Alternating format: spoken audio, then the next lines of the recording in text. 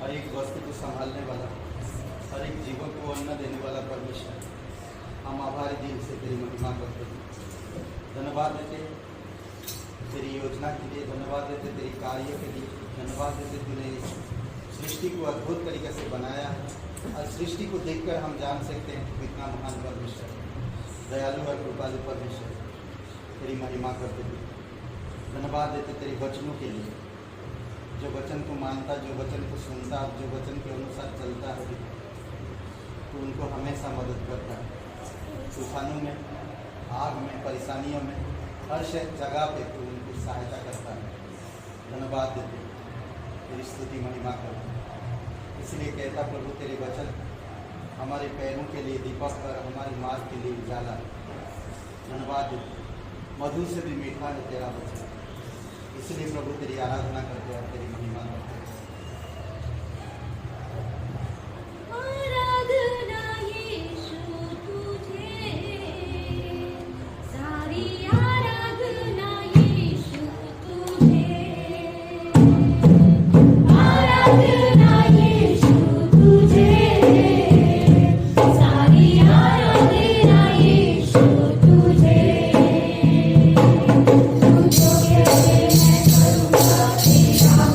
Thank you.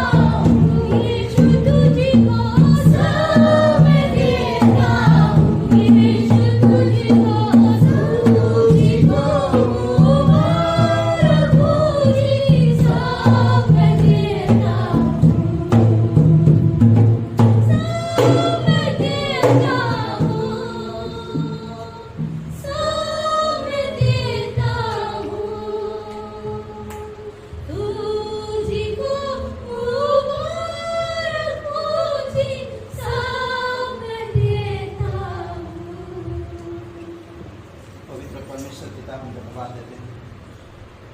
हाँ प्रभु, तूने हमारे लिए सब कुछ दे दिया, अपने प्राण को भी क्रूस पर बलिदान कर दिया, और हमारा जो कोई विश्वास करता तेरे बलिदान पर, तेरे गाड़े जाने पर, तेरे जी उठने पर, तो उसके लिए स्वर्ग की हर एक आशीष तू उसे प्रदान करता है।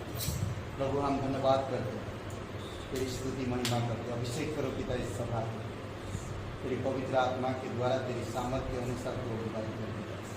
हमारे कानों को खोल प्रभु कि हम तेरे वचनों को सुन सकें।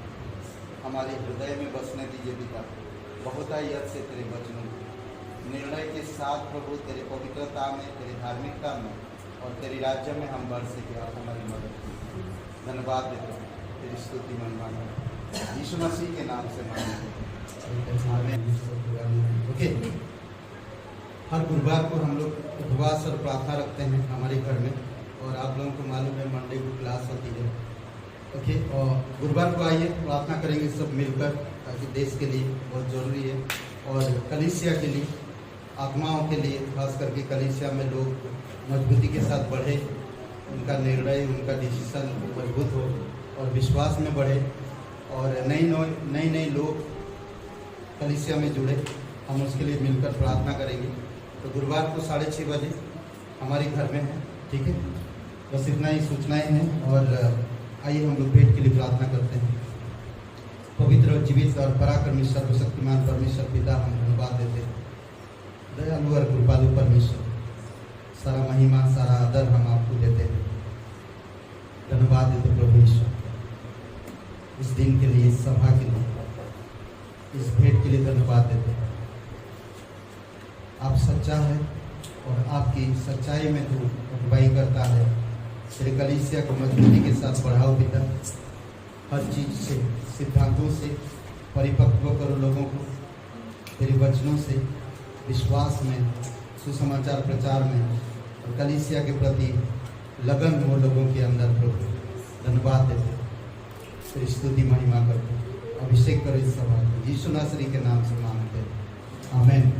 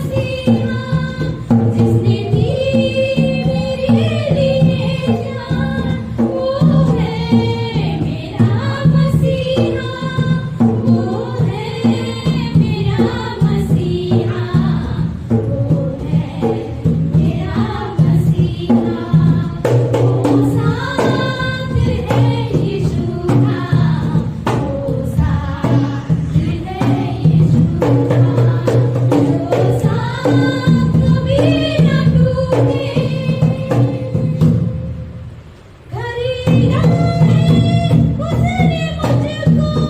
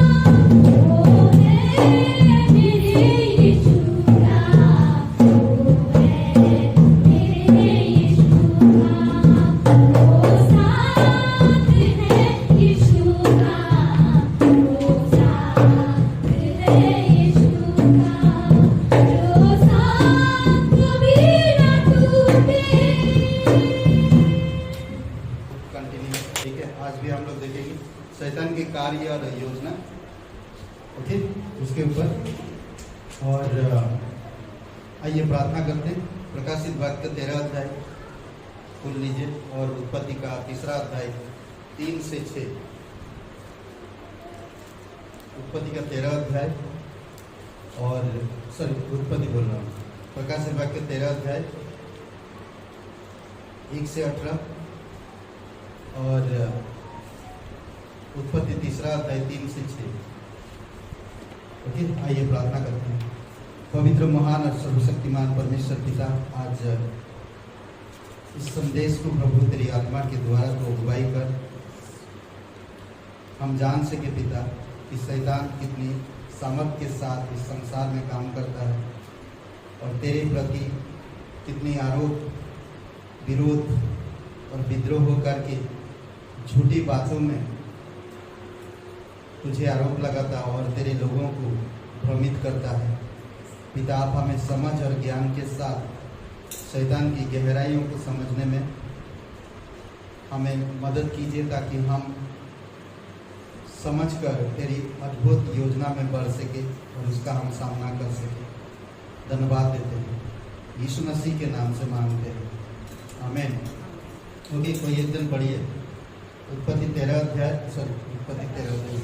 प्रकाशित वाक्य 13 अध्याय 1 से 18 और उत्पत्ति 3 से 6।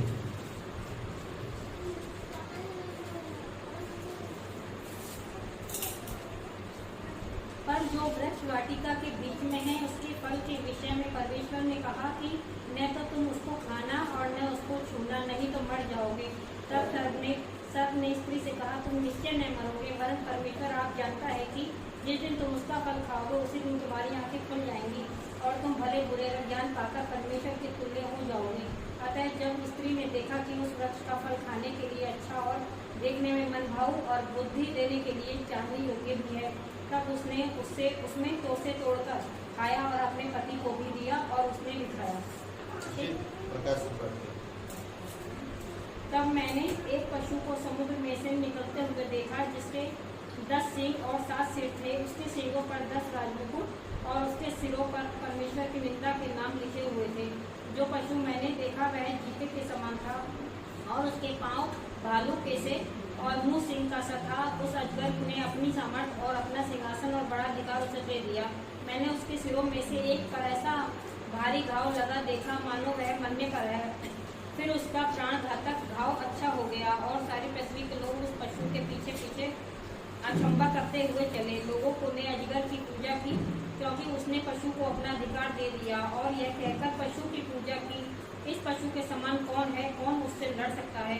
बड़े बोलने को और निंदा करने के लिए उसे एक मुंह दिया गया और उसे 42 महीने तक काम करने का अधिकार दिया गया। उसने परमेश्वर की निंदा करने के लिए मुंह खोला कि उसके नाम और उसके तंबू अर्थात स्वर्ग के रहने वालों की निंदा करे। उसे यह भी अधिकार दिया गया कि पवित्र लोगों से लड़े और उन पर राज्य पाए और उसे हर एक कुल और लोक और भाषा और जाति पर अधिकार दिया गया। पृथ्वी की वे सब रहने वाले जिनके नाम उस मेमने की जीवन की पुस्तक में लिखी सही नहीं गए, जो जगत की उत्पत्ति के समय से घात हुआ है, उस पशु की पूजा करेंगे। जिसके कान हो वह सुने, जिसको कैद में पड़ना है वह कैद में पड़ेगा, जो तलवार से मारेगा अवश्य ही वह तलवार से मारा जाएगा। पवित्र लोगों का धीरज और विश्वास इसी में है।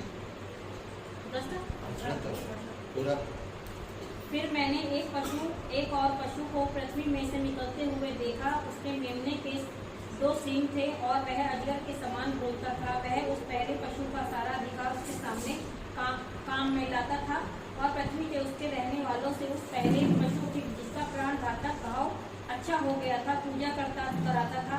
वह बड़े बड़े चिन्ह दिखाता था, यहाँ तक कि मनुष्य के सामने स्वर्ग से पृथ्वी पर आग बरसा देता था।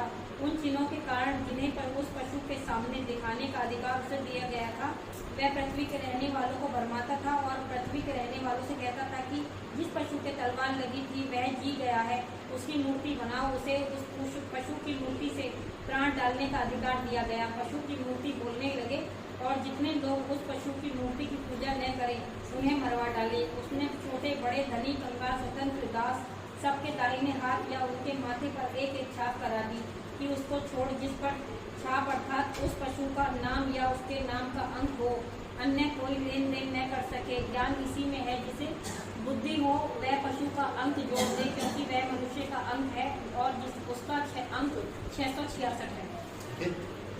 तो मैं डिटेल में नहीं जाऊंगा बहुत सारी चीज़ें, बट मैं कुछ मेन पॉइंट इसका दूंगा कि शैतान किस तरह से अपनी योजना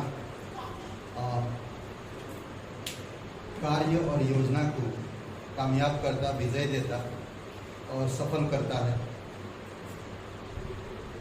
शैतान की रणनीति सबके प्रति, सब चीज़ों के प्रति, उसकी जो रणनीति है सब चीज़ों के प्रति और सब लोगों के लिए। परमेश्वर के विषय में उसकी रणनीति है, यीशु मसीह के विषय में उसकी रणनीति है, अविश्वासी के विषय में उसकी रणनीति है और विश्वासियों के प्रति उसकी रणनीति। शैतान की रणनीति हर एक लोगों के लिए, हमें उसकी रणनीति को समझना होगा और परमेश्वर जो हमारे अंदर जो निवेश करता है उसके द्वारा हम शैतान की गहराई को समझकर उसका सामना करना होगा। बहुत सारे ऐसी चीज़ें हैं जो अभी तक हम लोग सीखा नहीं, समझा नहीं और जाना नहीं, और परमेश्वर कहता है कि हमें बालकों की समान नहीं रहना है, बल्कि हमें सियाना भी होना है। और परमेश्वर की सबसे महत्वपूर्ण चीज़ हमें जाना है कि सुसमाचार के द्वारा ही हमारा उद्धार हुआ है और कोई रास्ता नहीं है। हम स्वर्ग नहीं जा सकते यीशु मसीह के बिना, हमें उद्धार नहीं मिल सकता यीशु मसीह के क्रूस के बिना, विश्वास के बिना। करेक्ट? तो आज हम देखेंगे कुछ बातें शैतान किस तरह से काम करता है। परमेश्वर के वचन की सच्चाई को चुनौती देता हमेशा शैतान, समझ रहे?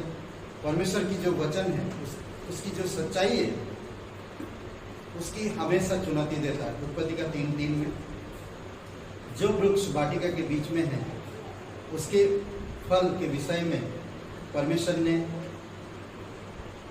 ने कहा है कि तू उसका फल ना खाना और ना उसको छूना, नहीं तो मर जाओगे। अगर दूसरा अध्याय का वचन 11 पढ़ते हैं, वचन 17 पढ़ते हैं, तो उसमें लिखा है, यहाँ पर कहीं भी लिखा नहीं कि तू उसको ना छूना। देख रहे हैं सच्चाई में किस तरह से वो ऐड करता है शैतान, सच्चे वचनों को किस तरह से जोड़ता है और उसको तोड़ता है। शैतान परमेश्वर की वचन की सच्चाई तोड़ना चाहता, उसमें जोड़ना चाहता है और बढ़ा चढ़ा के बताना चाहता है। उसमें कहता कि तू ना छूना, वहां पर लिखा नहीं, वह हमेशा से बढ़ा चढ़ा के दिखाता है। प्रकाशित वाक्य 22 अध्याय 18-19 वचन में कोई अगर बढ़ाता तो उसको क्या होता?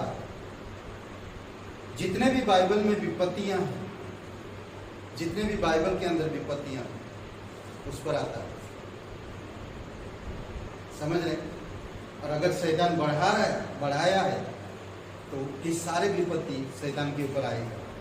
कई बार हम चीजों को समझते नहीं हैं और एक हकीकत है।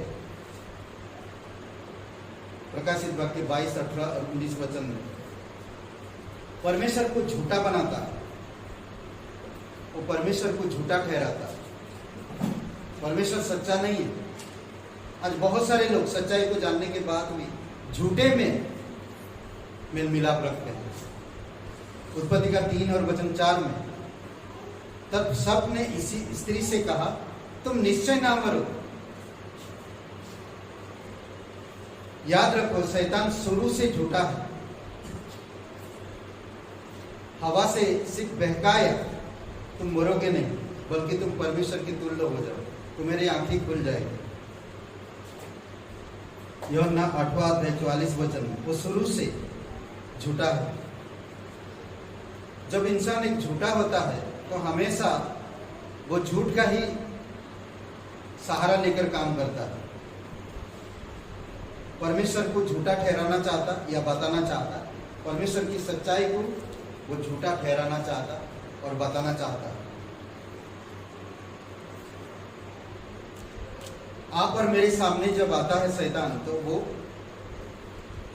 परमेश्वर की जो सच्चाई है, परमेश्वर की जो धार्मिकता है, वो झूठे के साथ हमें लाता है, ताकि हम परमेश्वर को ना जाने और परमेश्वर को झूठ ठहरे। किसी ने कहा है, अगर झूठ को बार बार दोहराते रहेंगे, बार बार बोलते रहेंगे, तो लोग उसको सच मान लेंगे। समझ रहे? इसीलिए मुझे झूठ का सहारा लेकर कोई काम नहीं करना, बल्कि मुझे परमेश्वर के सच्चे वचनों के अनुसार सच्चाई के साथ काम करना। परमेश्वर सच्चा है, वो कभी झूठ नहीं बोल सकता। परमेश्वर की भलाई पर सवालिया निशान लगाता है। उत्पत्ति का 3:5 में परमेश्वर आप जानता है कि जिस दिन तुम उसका फल खाओगे, उसी दिन तुम्हारी आंखें खुल जाएगी और तुम भले बुरे ज्ञान को पाकर परमेश्वर के तुल्य हो जाओगे। तो परमेश्वर के जैसा बनना नहीं चाहते हो? हर कोई चाहता है, पर परमेश्वर की वचनों के अनुसार, परमेश्वर की इच्छा अनुसार परमेश्वर हमें उसके जैसा ढाल रहा, उसके जैसा हमें सिखा रहा, उसके जैसा हमें कर रहा, पर हमें झूठे का सहारा लेकर, शैतान का सहारा लेकर हमें नहीं करना चाहिए। आज सोचिए कि एक परिवार है और उनका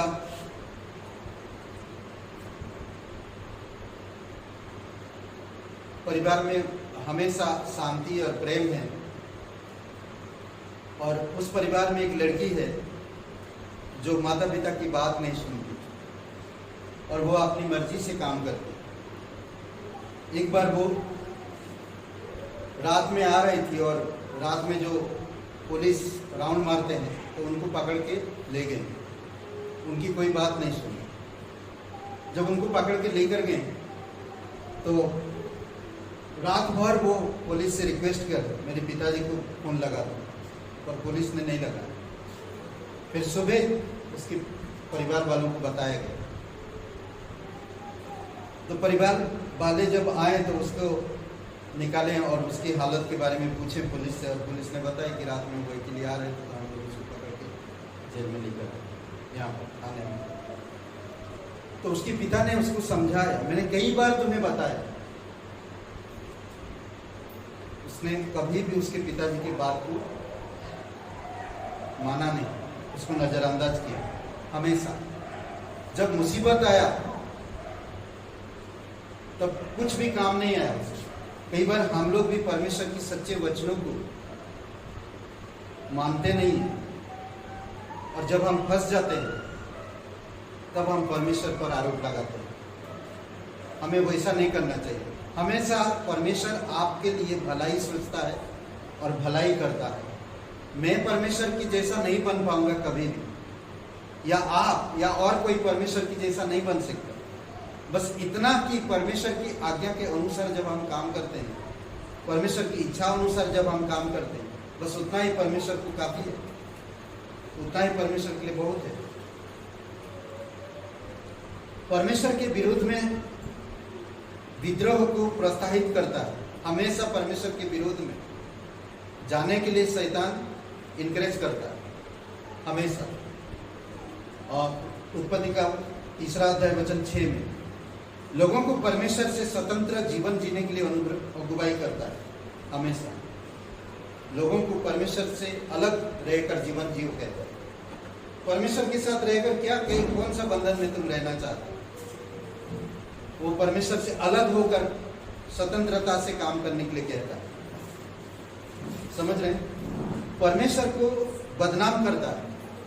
ये शैतान का रणनीति है, जो परमेश्वर के प्रति, परमेश्वर के लिए परमेश्वर पे आरोप लगाता है और उसी तरह से लोगों को उसी रास्ता में अगुवाई करता है।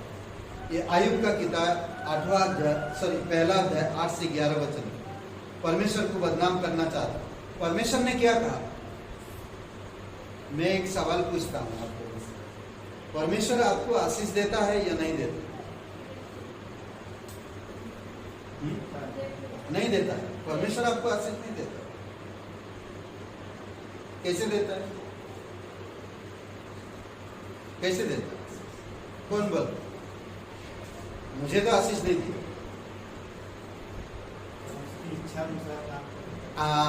उसके इच्छा अनुसार काम करने से उसके आशीष ऑटोमेटिकली आता है। परमेश्वर दिया नहीं, ये काम करोगे तो मिलेगा। करेक्ट? परमेश्वर की वचन में लिखा, मेरी आज्ञा मानोगे तो तू जीवित रहेगा, मेरी आज्ञा नहीं मानोगे तकलीफ में रहेगा। समझ रहे? कई बार हम नहीं समझ पाते, शैतान उसका उपयोग करता हमारे जीवन में। देखा, तुम इतना मानता है, तुम्हें आशीष मिला नहीं। अरे मिलने का क्या? वही बात हो रहा है यहाँ पर आयुब की किताब में। परमेश्वर ने कहा, मेरा दास आयुब को देखा है। परमेश्वर ने कहा, मेरा दास आयुब को देखा है। परमेश्वर को बदनाम करना चाहता है शैतान। तब कहता, मेरा दास आयुब को देखा है कि या उस पर ध्यान दिया है। परमेश्वर ने शैतान को चुनौती दी कि आयुब में ईश्वरीय अनुग्रह व छुटकारे की विजय को देखो। आयुब के जीवन में परमेश्वर की जो अनुग्रह है और परमेश्वर की जो छुटकारा है, उस जीत को देखो उसके जीवन के द्वारा। विश्वास योग्य सेवक के जीवन में हमेशा छुटकारा और अनुग्रह हमेशा रहता है। दूसरी बात, क्या आयुब परमेश्वर का भय बिना लाभ के मानता है? क्या? कौन कह रहा है? शैतान कह रहा है। वचन 11 में, 10 और 11 वचन। क्या परमेश्वर का भय आयुब बिना लाभ के मान रहा? लाभ मिल रहा तभी तो आपकी सेवा कर रहा। लाभ नहीं होएगा तो सेवा नहीं करेगा। देखिए कैसा आरोप लगा, कैसे बता रहा। आपने उसके चारों ओर भाड़ा बांधा है। शैतान बोलता है ना कि यूहन्ना का किताब में क्या कहा, 10:10 में, चोर केवल चोरी करने आता, घात करने आता है और नष्ट करने को आता है ना। चोरी करने, घात करने और नष्ट करने को आता है। परमेश्वर अपने लोगों को चारों ओर सुरक्षा का भाड़ा बांधता है कि शैतान के आक्रमणों से उसकी रक्षा बांधता है। अनुग्रह का भाड़ा, प्रेम का भाड़ा, विश्वास का भाड़ा वो बांधता है ताकि वो लोग सुरक्षित रह सके। जब आप विश्वास करते परमेश्वर की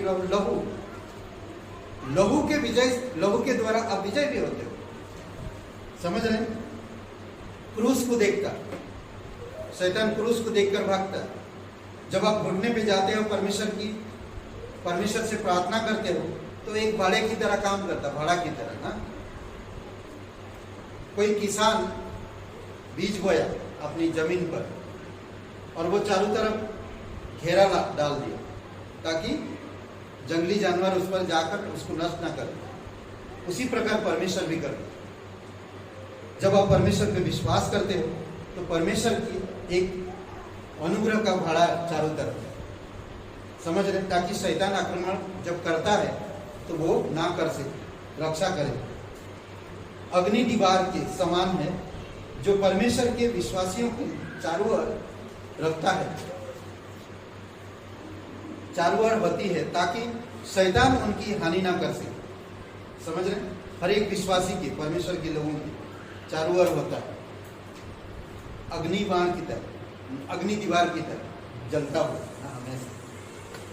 इसीलिए बाइबल पढ़ो, इसीलिए विश्वास योग्य बनो, इसीलिए परमेश्वर के प्रति संगति करो ना। हमेशा हमारे पास्टर लोग सिखाते हैं, मैं भटका हुआ था, यीशु पर विश्वास करने से मुझे बहुत कुछ मिला। सिर्फ विश्वास करने से बहुत कुछ मिला। मुझे कलीसिया मिला, मुझे संगति मिला, मुझे परमेश्वर का स्वर्गीय स्थान मिला, मुझे परमेश्वर का वचन मिला, मुझे पवित्र आत्मा मिला, मुझे नाम मिला। ये सारी चीजें मुझे मिला। करेक्ट? वह जब तू बोलते ना कि आयुब का पहला अध्याय 6 से लेकर या 11 वचन में जब वो सारी चीज भाड़ा हट जाता है तो वो तेरा निंदा करेगा। कैसे देखिए आरोप लगा रहा, कैसे बदनाम करना चाहता है। परमेश्वर आपने भाड़ा बंधा, अगर वो हट जाएगा तो वो आपका निंदा करेगा। कौन? आयुब। जो सच्चा होता है, सच्चाई पर विश्वास करता है, वो कभी भी कोई भी परिस्थिति में वो परमेश्वर की निंदा नहीं करेगा। निंदा करने वाला शैतान है। समझ रहे हैं? किसी ने कहा कि एक व्यक्ति को बहुत सारे धन मिला और उस धन की वजह से वो सेवा करने के लिए दूर देश विदेश गया, मिशनरी बनकर, और वहां पर जाकर सारा धन उसका खत्म हो गया। अब वो व्यक्ति वहां पर मिशनरी का काम करेगा या नहीं करेगा? क्या बोलते? एक व्यक्ति को बहुत सारा धन मिला, वो प्रभु पर विश्वास करता है, उसको धन मिला, और वो धन के सहारे वो एक ऐसी जगह गया जहां पर कभी सुसमाचार नहीं पहुंचा। वहां पर जाकर वो सुसमाचार पहुंचा, सुनाया, और सुनाते सुनाते वो धन खत्म हो गया उसका। अब वो व्यक्ति वहां पर सुसमाचार सुनाएगा या नहीं सुनाएगा? क्या बोलते हैं? हाँ, क्या बोलते हैं? अब उसके पास धन नहीं है, क्या करेगा? हाँ, क्या बोलते हैं? ऐसा तो नहीं सोच रहे पास्टर जी, अगर मैं ये बोलूंगा तो पास्टर जी ये बोलेंगे, अगर मैं ये बोलूंगा तो पास्टर जी ये बोलेंगे। इसमें दुविधा में क्या बोलते हैं आप लोग? क्या बोलते हैं? सुनाएगा, जो सच्चाई हो तो कहेगा ही, सुनाएगा, सबको बताएगा, मतलब परमेश्वर की सच्चाई के बारे में। जब धन खत्म हो जाएगा तब भी बताएगा या नहीं बताएगा? बताएगा, क्यों नहीं बताएगा? है? नहीं, जो इंसान सच्चा होगा, सच्चाई से चला है, उसका धन हो या ना हो, उससे उसका कोई मतलब नहीं है। परमेश्वर से तो उससे है, परमेश्वर उसकी व्यवस्था करेगा, कहाँ से करेगा, कैसे करेगा। ऐसा ही दिल रखो। परमेश्वर से आशीष मिले या ना मिले, हमारे पास धन हो या ना हो, हम प्रभु की दास हैं, हम प्रभु की सेवा करें, चाहे कुछ रहे या ना रहे। आयुब ने भी वही किया ना, आयुब वही की, करेक्ट। मैं सच्चाई, परमेश्वर की सच्चाई पर भरोसा रखता हूं तो मैं उस पर विश्वास रखूंगा। आयुब ने भी वही किया, परमेश्वर ने दिया और परमेश्वर ने ले लिया। अपनी मुंह से परमेश्वर को निंदा किया नहीं। शैतान चाहता कि तुम अपनी मुंह से परमेश्वर को निंदा करो। उधर जाकर परमेश्वर से दोष लगाया कि परमेश्वर ने उसे, आपने उसे सब कुछ दिया, उसके चारों तरफ इतना धन संपत्ति सब चीजें भाड़ा बांध के रखा, इसीलिए वो तेरी महिमा करता है। तो परमेश्वर ने उसे बोला तो जा, उसकी जो चीजें हैं उस पर जो करना तुझे कर, पर उसके शरीर पर मत हाथ लगा। जब धन दौलत सब कुछ नष्ट हो गया तो क्या आयुब ने परमेश्वर की निंदा किया? शैतान चाहता था कि आयुब की जुबान से परमेश्वर की निंदा हो। आज वही चाहता आप और मेरे जीवन में। जब हमारे पास सब चीजें हैं तो हम परमेश्वर की आराधना करते हैं, कलीसिया जाते हैं। जब गाड़ी में पेट्रोल खत्म हो जाता है तो हम परमेश्वर की आराधना करने नहीं जाते। ऐसा नहीं होना चाहिए। आयुब ने कहा परमेश्वर ने दिया, परमेश्वर ने लिया, ले लिया। आज अगर मेरे पास कुछ ना हो तो क्या मैं परमेश्वर की आराधना नहीं करूंगा? नहीं, मेरे पास है तभी मैं आराधना करूंगा, मेरे पास नहीं है तभी मैं आराधना करूंगा। क्योंकि परमेश्वर और मेरे बीच में धन कहां से आएगा ना। नेक्स्ट बात देखते हैं हम दाऊद के ऊपर। परमेश्वर के अगुवों को पाप कराने के लिए उभारता। शैतान क्या करता? परमेश्वर के जो अगुवे हैं या दास हैं, पाप कराने के लिए उकसाता या उभारता। समझ रहे? पहला इतिहास का 21 अध्याय 1-2 वचन पढ़िए। पहला राजा का 21 अध्याय 1-2 वचन।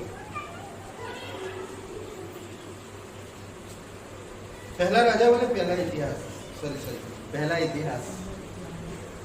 इतिहास का 21 अध्याय 1-2 वचन।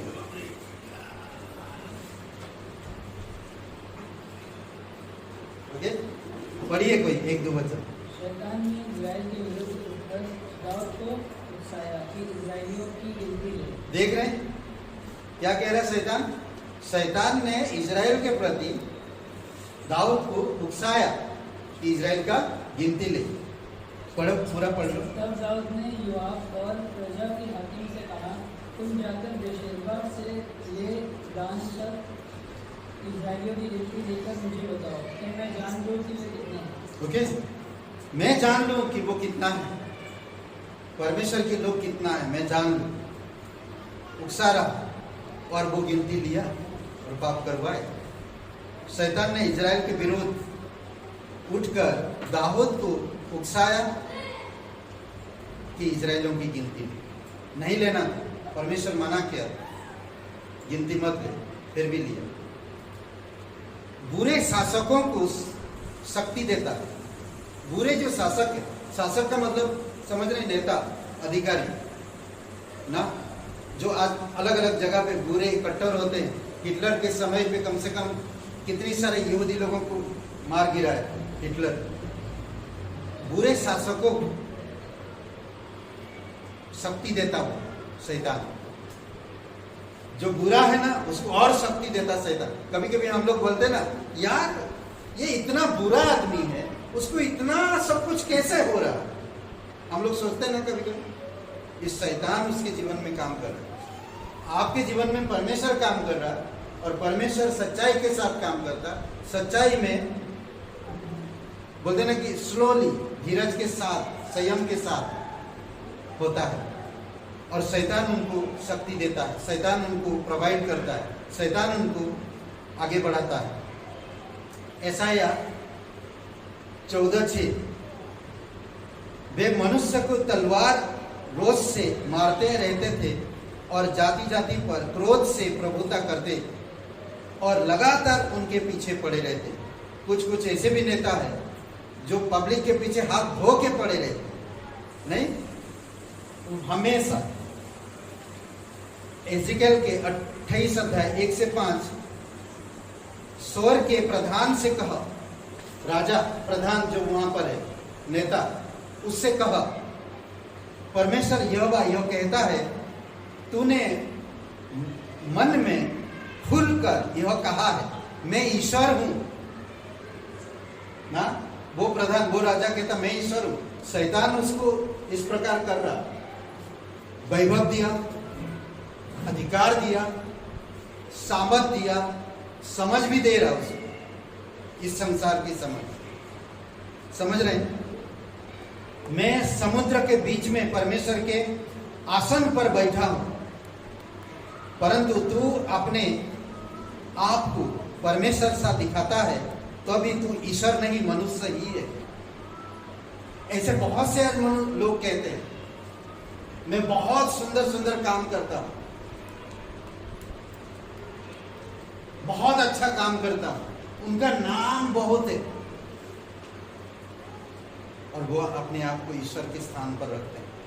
शुरू में हम लोग देखा, शैतान के बारे में जब पढ़ रहे थे, स्वर्ग में ही वो परमेश्वर के सिंहासन पे, परमेश्वर की सिंहासन की ऊंचाई पर अपना सिंहासन रखना चाहता था। आदम की बगीचा में हमने देखा, तुम खाओगे तो मरोगे नहीं, बल्कि परमेश्वर के समान बन जाओगे।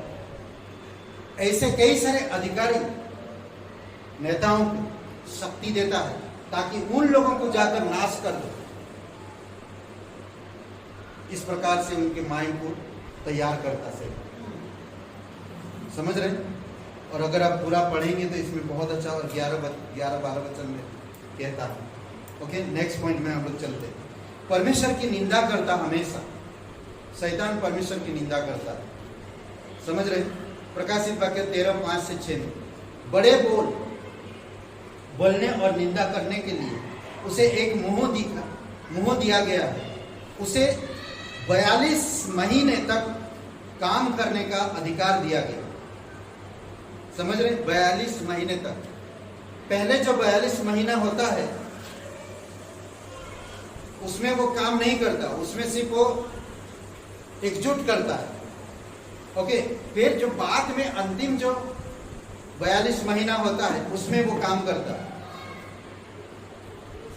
वो कहता है तब वो काम करने का अधिकार दिया गया। उसने परमेश्वर की निंदा करने के लिए मुंह खोला कि उसके नाम और उसके तंबू अर्थात उसके रहने वालों की निंदा करे। 42 महीने, ये जब महाकलेश काल के समय पर साल का कलेश काल होगा, प्रकाशित वाक्य 13 अध्याय में जो बताया गया महाकलेश काल में, कहते हैं कि 42 महीना स्पष्ट रूप से कलेश काल का अंतिम 3.5 वर्ष। उस दौरान मसीह विरोधी की शक्ति व्यवहारिक रूप से अबाधित होगी। उसी समय पर 3.5 साल वो शांति लाएगा पूरी दुनिया में। लोग उसकी बड़ी तारीफ करेंगे, लोग उसके साथ जुड़ेंगे, लोग उसके साथ कुछ भी करने के लिए तैयार होंगे। फिर 3.5 साल बाद वो बोलेगा ईश्वर की निंदा करना, ईश्वर की लोगों की। उसने कहता कि उसके तंबू परमेश्वर का निवास स्थान स्वर्ग पर और परमेश्वर के लोगों का निंदा करना। समझ रहे? झूठी शिक्षा को बढ़ावा देता है शैतान हमेशा। परमेश्वर कभी इस प्रकार झूठी शिक्षा बढ़ावा नहीं देता है, याद रखो। शैतान हमेशा झूठी शिक्षा को बढ़ावा देता है। प्रकाशित वाक्य 2 अध्याय वचन 14 में थुआतीरा के बाकी लोगों से जितने इस शिक्षा को नहीं मानते और उन बातों को जिन्हें शैतान की गहरी बातें कहते हैं नहीं जानते, यह कहता हूं कि मैं तुम पर बोझ ना डालूंगा। जो शैतान की गहरी बातों को नहीं मानते, उसकी झूठी शिक्षा को नहीं मानते, परमेश्वर की वचन के अनुसार जीवन जीते, तो परमेश्वर उनको कभी बोझ में नहीं डालेगा। समझ रहे हैं? शैतान की गहरी बात का मतलब क्या है? तुम लोगों में से जो इन झूठे सिद्धांतों से, शैतान की गहरी बातों से पथभ्रष्ट नहीं हो। शैतान की गहरी चीजों से भी वो लोग पथभ्रष्ट नहीं हो। शैतान चारों तरफ झूठ का जाल बिछाएगा हर जगह, घर से लेकर संसार के कोने तक, घर से लेकर आपकी ऑफिस तक, ऑफिस से लेकर आपकी हर एक जगह पर वो झूठ बिछाएगा। समझ रहे हैं? झूठ। इसीलिए कहता तीमुथियुस का 2 तीमुथियुस का 1 तीमुथियुस 4:1 में आत्मा स्पष्ट रूप से कहता है कि आने वाले समय में कितने लोग भरमाने वाले आत्माओं और दुष्ट आत्माओं की शिक्षाओं पर मन लगाकर विश्वास से बहक जाएंगे। बहुत लोग, ऐसे समय आएगा। और ये जो बाइबल पढ़ता है तो वही इंसान समझ पाएगा। बाइबल अगर पढ़ता है, बाइबल के विषय में सोचता है और बाइबल के बारे में ज्ञान रखता है, तो वही इंसान समझ पाएगा। नहीं तो भटकने में समय नहीं लगता, यू भटक जाते हैं। मैं अच्छे खासे लोगों के जीवन में परमेश्वर की चमत्कार को देखा करते हुए, उनके जीवन में वही लोग भटक जाते हैं। समझ रहे? पाप को सक्रिय बढ़ावा देता है, सक्रिय धीरे धीरे करके पाप को बढ़ावा देता है। समझ रहे? 2 थेस्सलोनियों का 2 अध्याय 9-10 बताइए। उस अधर्मी का आना शैतान के कार्य के अनुसार सब प्रकार की झूठी सामर्थ और चिन्ह और अद्भुत काम के साथ होगा। अगर अद्भुत काम कहीं पर दिखाएगा शैतान, तो कितने लोग जाएंगे इसके पीछे?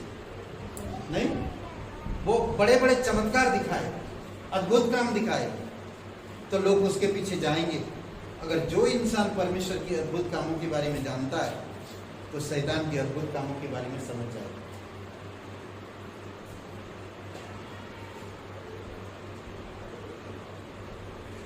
ओके, इसमें कहता है कि नाश होने वाले के लिए अधर्म के साथ सब प्रकार के धोखे के साथ होगा, क्योंकि उन्होंने सत्य के प्रेम को ग्रहण नहीं किया, जिससे उनका उद्धार होता। कलेश के दिनों में पाप का पुरुष सामर्थ्य आश्चर्य कर्मों के साथ काम करेगा। पाप का पुरुष, प्रकाशित वाक्य 13 अध्याय 3 और 2 वचन से 4 वचन और 17 अध्याय का 18 वचन। ओके, वो अद्भुत काम करेगा, वो चमत्कार दिखाएगा।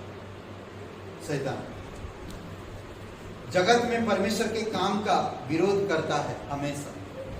आज शुरू से जगत में परमेश्वर के काम का विरोध करता है। मत्ती का 16 अध्याय 21 से लेकर 23 में जानते हैं, यीशु मसीह कहता कि पहली बार यीशु मसीह कहता अपनी मृत्यु के बारे में बात करता जब पहली बार,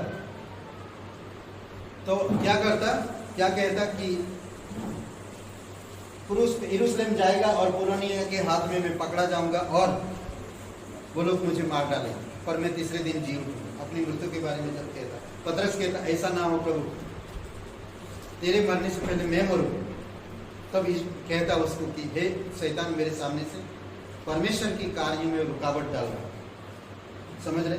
उसकी मृत्यु के विषय में शैतान प्रभु यीशु मसीह को उसके मिशन को पूरा करने से भय दिखाकर रोकना चाहता, भय दिखाकर उसे रोकना चाहता। शैतान की योजना में शामिल हो जाने पर पतरस को तीखी फटकार लगाई जाती। वो चाहता था कि शैतान उसके साथ शामिल हो जाए ना। पतरस, ठीक है, तू मरना चाहता मेरे साथ, मैं तेरे साथ हूं, ऐसा नहीं कर। उसको सीधा कहा, हे शैतान, मेरे सामने से दूर हट। किसको कहा? पतरस। इतनी तीखी बात अगर कोई किसी के प्रति अगर हम कर दें तो कलीसिया आना बंद करो, बाइबल पढ़ना बंद करो। अरे पास्टर जी तो हमको समझते ही नहीं, ऐसे बोले। आज बहुत सारे लोग दोनों नाव पे पैर रखते हैं, दोनों नाव, इधर भी इधर भी इधर भी, दोनों नाव पे। मैं यीशु को भी जानता हूँ और मैं शैतान को भी जानता हूँ, दोनों नाव। यीशु मसीह कहता है 2 जगह 2 स्वामी का सेवा नहीं कर सकते ना। पर आज भी बहुत सारे ऐसे लोग सेवा कर रहे। अगर हम उनको बोलते हैं कि जो गलत कर रहे तो नाराज हो जाते ना। परमेश्वर उनके जीवन में काम करता है पर वो नहीं समझ पाते। लूका के 22 अध्याय 1 से 6, शैतान यहूदा में समाया।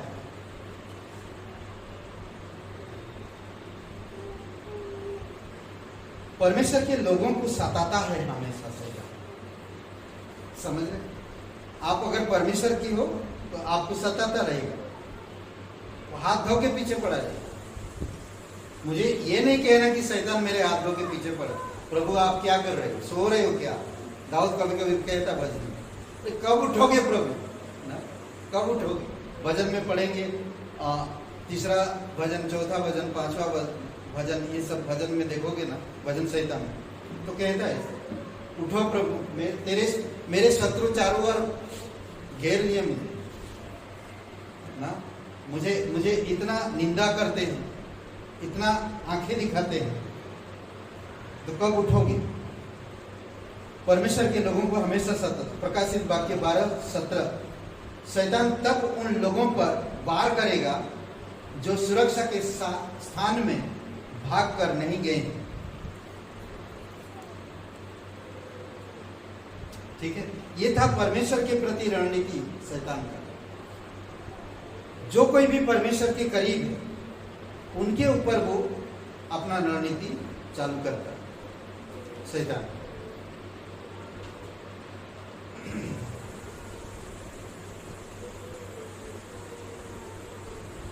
कलेश में, महाकलेश में नकली राजा की स्थापना, जो परमेश्वर का विरोध करेगा, एक नकली राजा को स्थापना करेगा।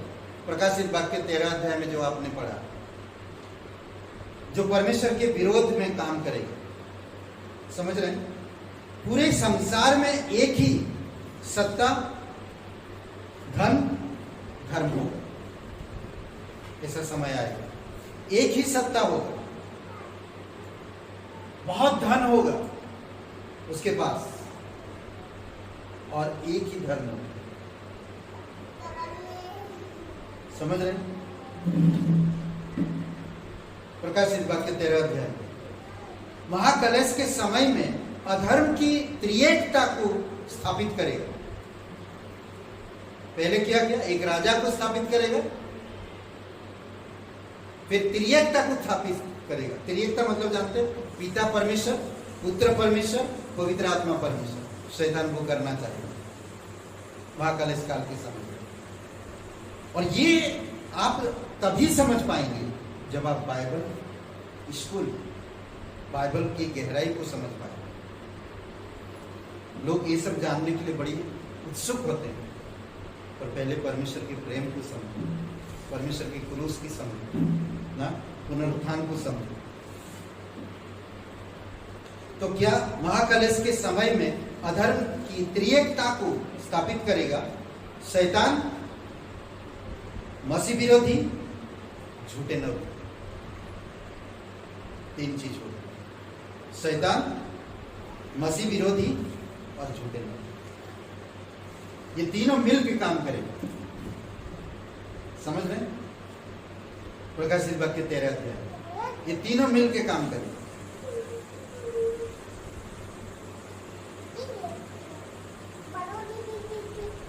चाहता है कि लोग उसकी पूजा करें और कोई नहीं। सिर्फ वो चाहता कि लोग उसकी ही आराधना करें।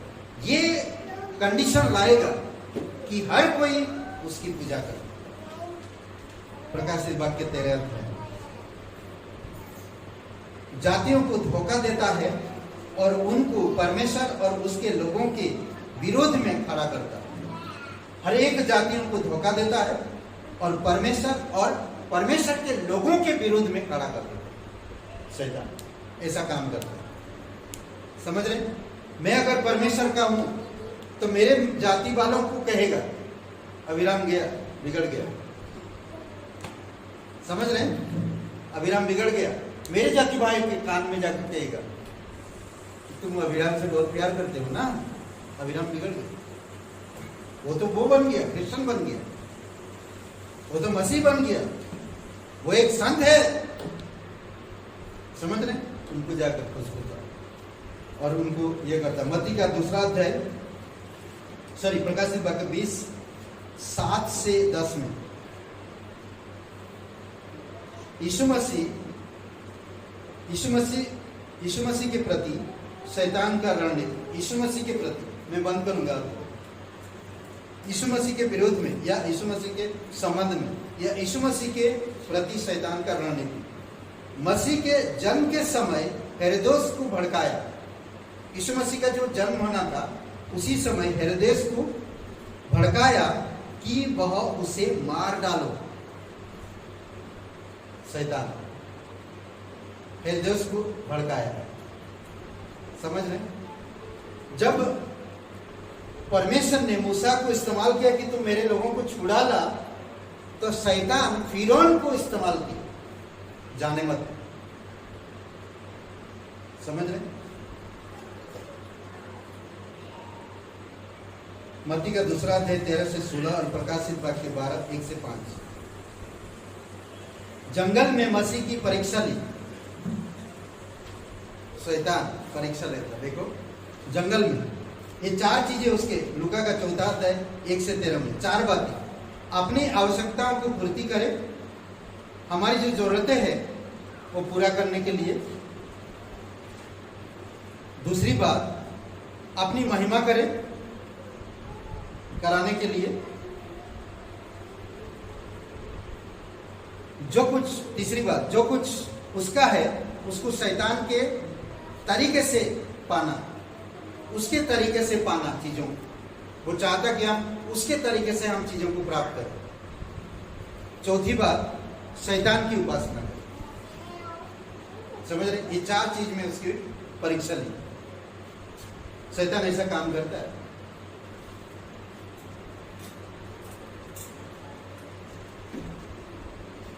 इजराइल के द्वारा मसीह को त्यागने का उपाय निकाला। इजराइल लोगों के द्वारा मसीह को त्याग देने का क्या निकाला? त्यागने का उपाय निकाल लिया। किन लोगों को इस्तेमाल किया? फरीसी, शास्त्री, यहूदी लोगों को इस्तेमाल किया।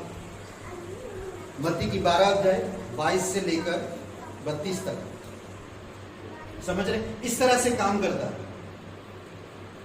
पढ़ेंगे क्या? 22 से 32 तक बहुत सुंदर वचन है, मुझे अच्छा लगता है। हम लोग शायद क्लास में भी बात कर रहे थे ना, हाँ? क्लास में भी हम लोग बातें कर रहे थे, सुने क्या नहीं?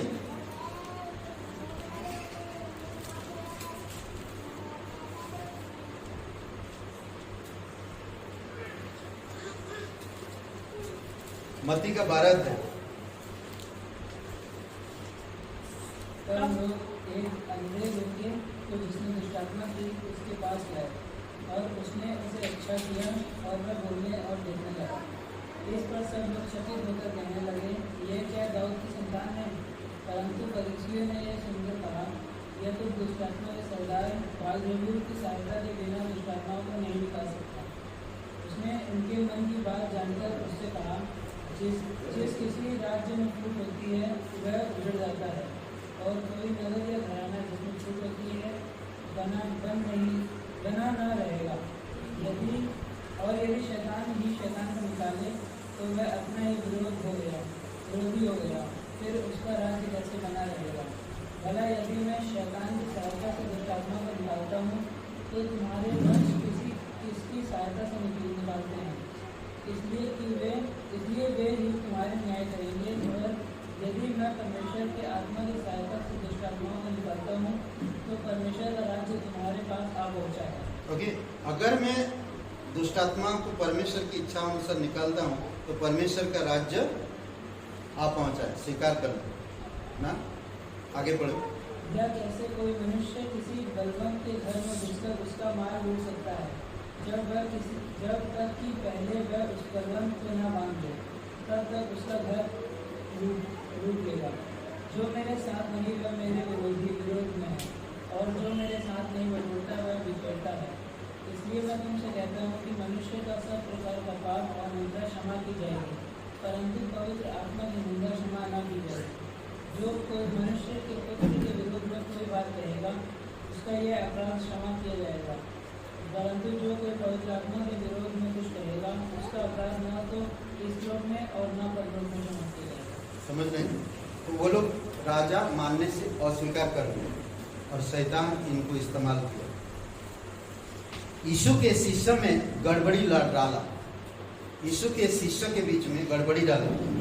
मत्ती का 16 अध्याय 21 से 23 में बगीचे में मसीह की परीक्षा की कि वह क्रूस पर चढ़ाने से बचे, परमेश्वर की इच्छा को पूरी ना करे।